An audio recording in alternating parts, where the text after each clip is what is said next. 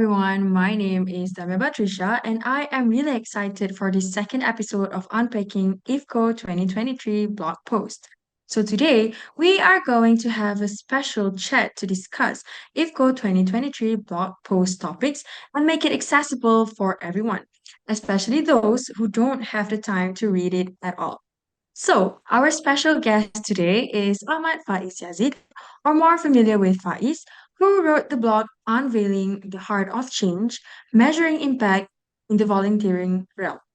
And we are going to break it down in this interview. So, before we begin, let's all say a big hello to Faiz, who is an alumni of Yayasan Sukarelawan Siswa YSS, or Student Volunteers Foundation. He is also a Khazanah Watan scholar, prestigious award for Malaysia's brightest talents. He has been engaged in research and publishing since the age of 15. Faiz is currently pursuing a Bachelor of Economics with a focus on financial economics at Universiti Malaya. Alongside his studies, Faiz is an active volunteer making valuable contributions within and beyond joint research network programs. So, Faiz wrote the blog post we are talking about today, and we are excited to have you here to help us to understand it better. So, hi, Faiz, and welcome aboard. How are you feeling today? Yep. Hello, Damya. Hi, everyone. I'm good. Good. Right. So maybe I can start first question very casual. I would Mm-hmm. like to ask, what actually made you write this piece, Faiz? All right. I didn't expect this first question to come out, but then, long story short, I would say I chose to write this particular piece because of my current internship at Khazanah, as what you mentioned. I'm one of their scholars. Khazanah is the sovereign wealth fund of the country, Malaysia. And during my internship, I've been actively involved in one of the projects called Semara, which focuses on socio-economic metric assessment for investment purposes. So this project is particularly timely and relevant given the growing emphasis on impact investment within Malaysia's financial landscape. So the rise of impact investment, I would say, is a testament to the increasing recognition that financial returns can and should be coupled with positive Mm, social and environmental outcomes, yeah, and this aligns perfectly with Khazanah's role as a sovereign wealth fund of the country, uh, as sort of like it demonstrates a commitment not only on financial growth, but also sort of societal betterment. So I by see. exploring these concepts through my writing, I hope sort of to shed light on transformative potential of the impact measurement, particularly on volunteering sector. It's not only financial, but how the action within the social sectors of Malaysia. So yeah, that's Understand. pretty much it. Yeah. That's very inspiring coming from you yourself. Okay.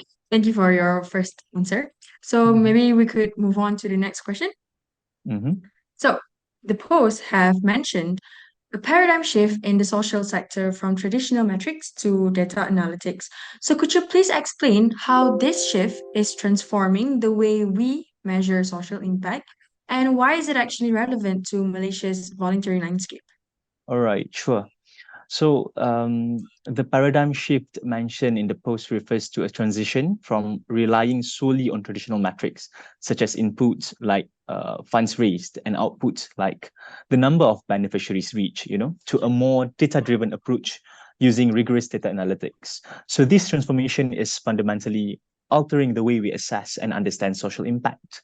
So traditionally, organizations and initiatives in the social sector will quantify their success based on easily measurable factors. Mm, However, I would say these metrics often fail to capture the full depth and complexity of the impact that they aim to achieve. So they provide limited view of the outcomes and fail to address the underlying causes and broader consequences of the social interventions. So data analytics comes along, involves collecting, analyzing, and interpreting the data itself to gain deeper insights into the effects of social initiatives.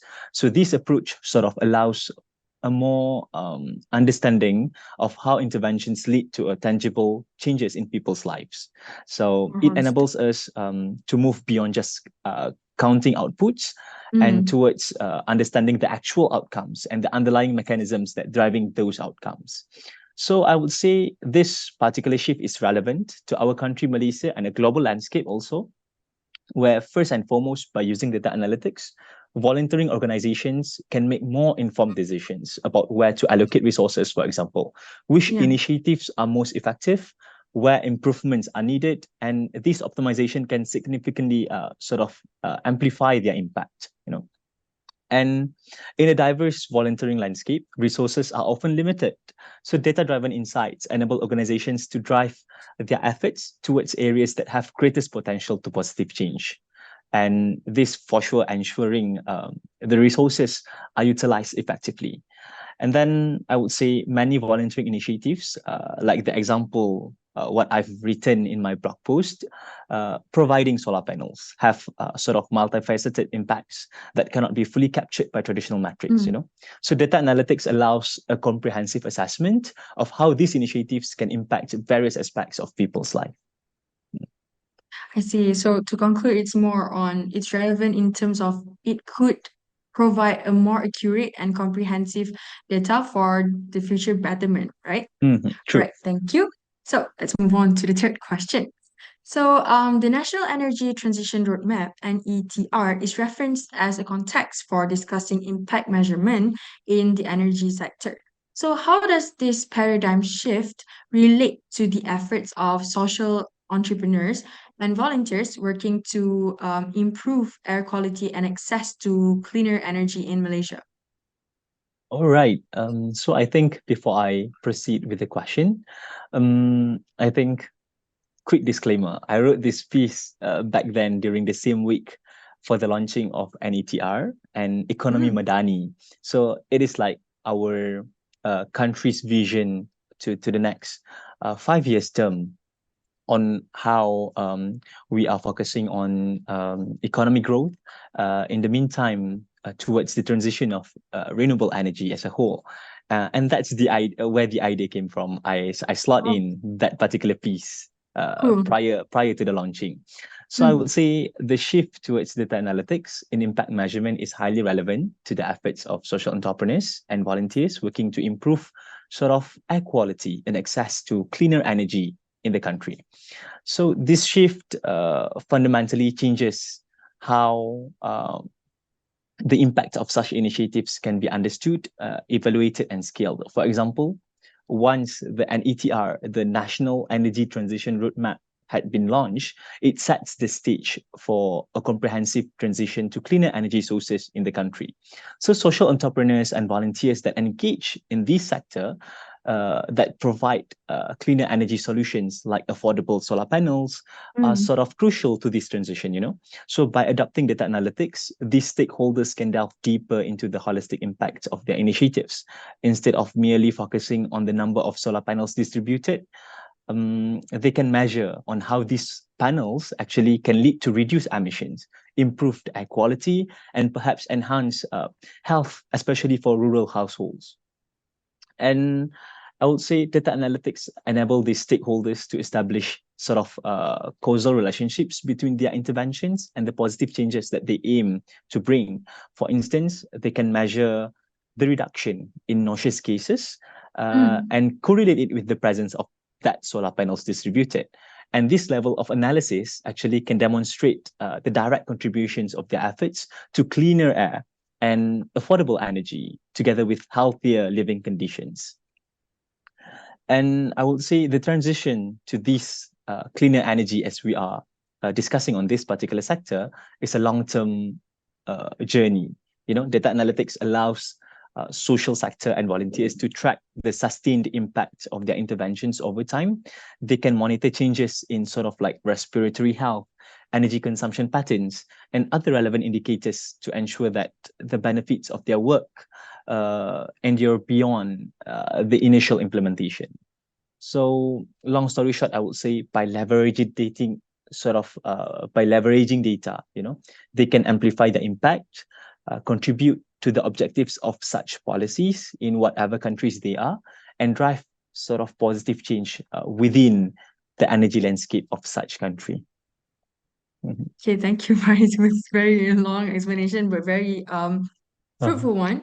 I would like to also say that just to point out that the one in Mm-hmm. your post, it was very great to pick this as an example to your approach in talking about the measurement. Okay, right, to the next question. The piece discusses how impact measurement is evolving from emphasizing inputs and outputs to understanding tangible social impact. So, can you elaborate on why this evolution is essential, not only for social enterprises, but also for nonprofits and governmental initiatives? All right. Let me think of how to deliver this in simplest terms.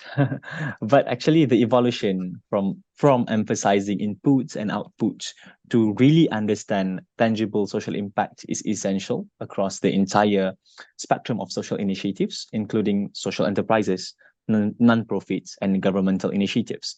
So this shift reflects a deeper understanding of the complex nature of social challenges and the need to assess the effectiveness and transformative power of these initiatives accurately, I will say. So here's why this evolution is crucial for all these sectors. The first one, I would say, how we actually adapt to complexity.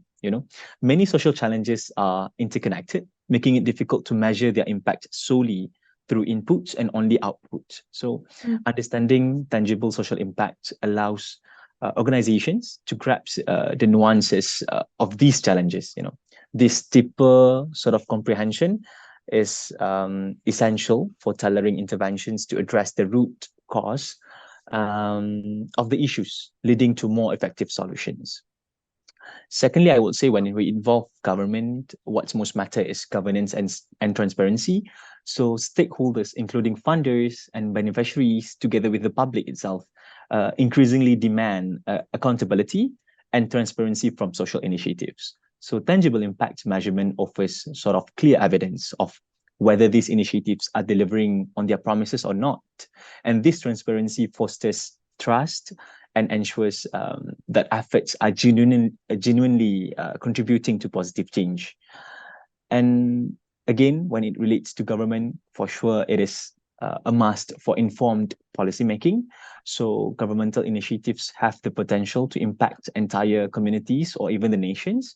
So by embracing a more sort of, I would use the term sophisticated impact measurement, policymakers can better assess the effectiveness of their programs and adjust policies based on real world outcomes. So this leads to a more responsive governance and improved public services. Last but not least, I would say social enterprises, non-profits, or even governmental governmental. initiatives all need to demonstrate their value to various stakeholders.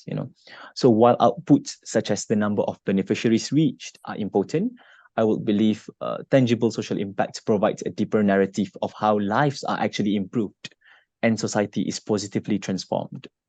So uh, to wrap up this question, I would say this approach is necessary to address the complexity of societal challenges, to make the most of this scarcity within the resources, and to create lasting, meaningful change in communities and societies. So it is critical.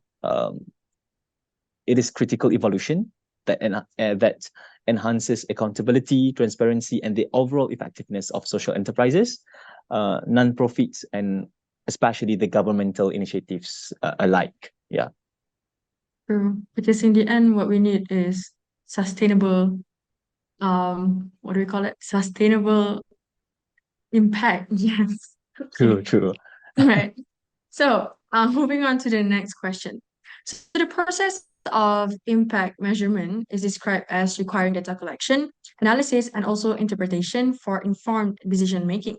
So, could you please provide any example of how data-driven insights can transform the way volunteers and organizations operate and also make a difference in their communities?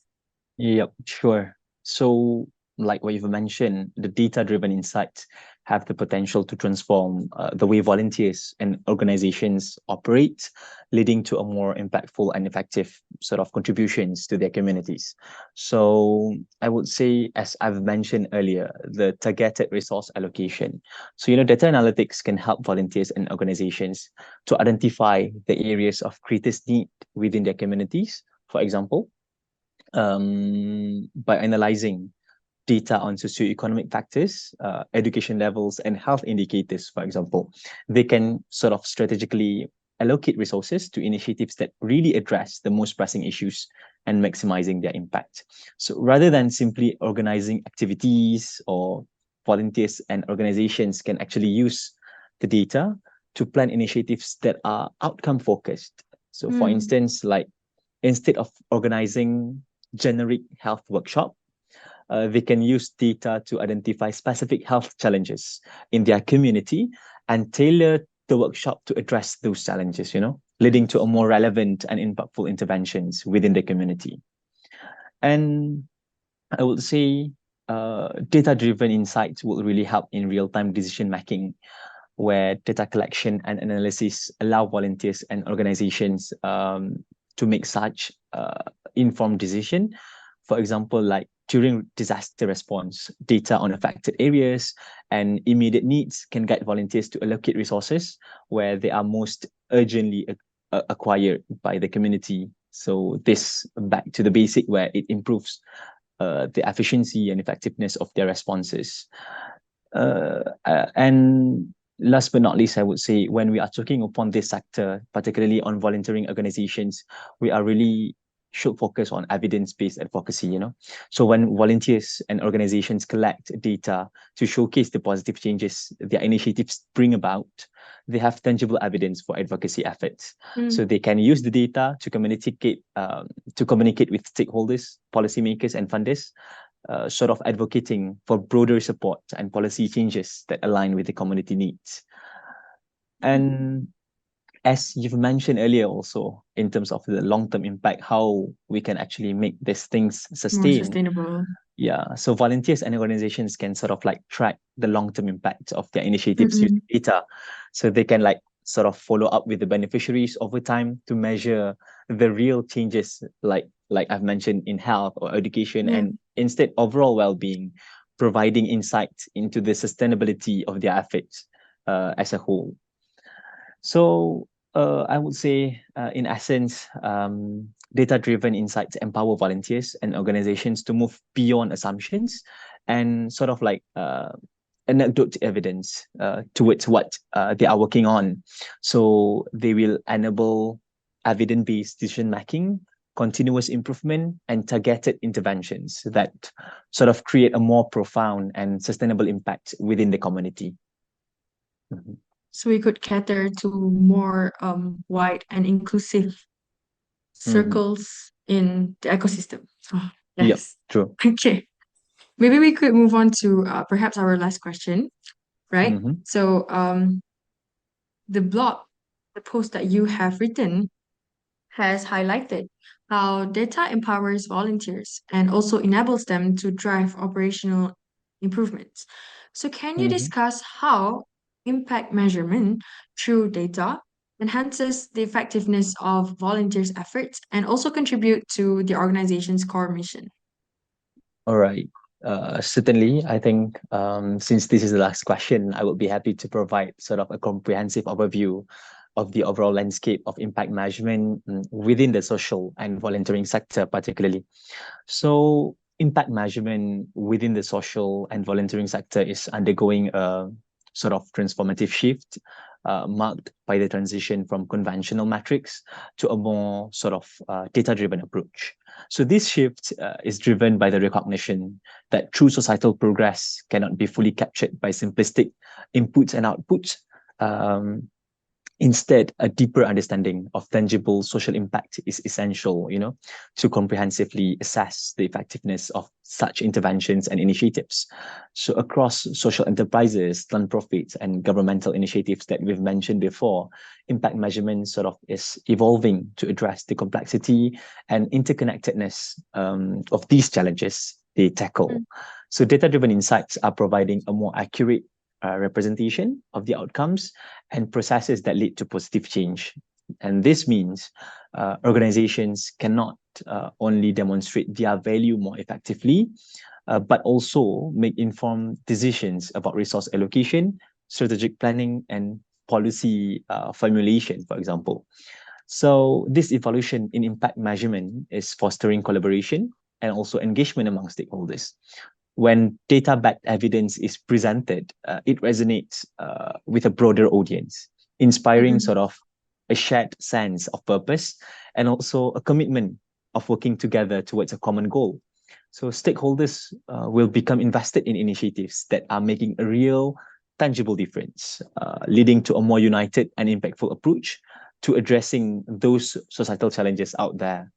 So as the landscape continues to evolve, we are actually witnessing sort of the birth of a new era in the social and volunteering sector.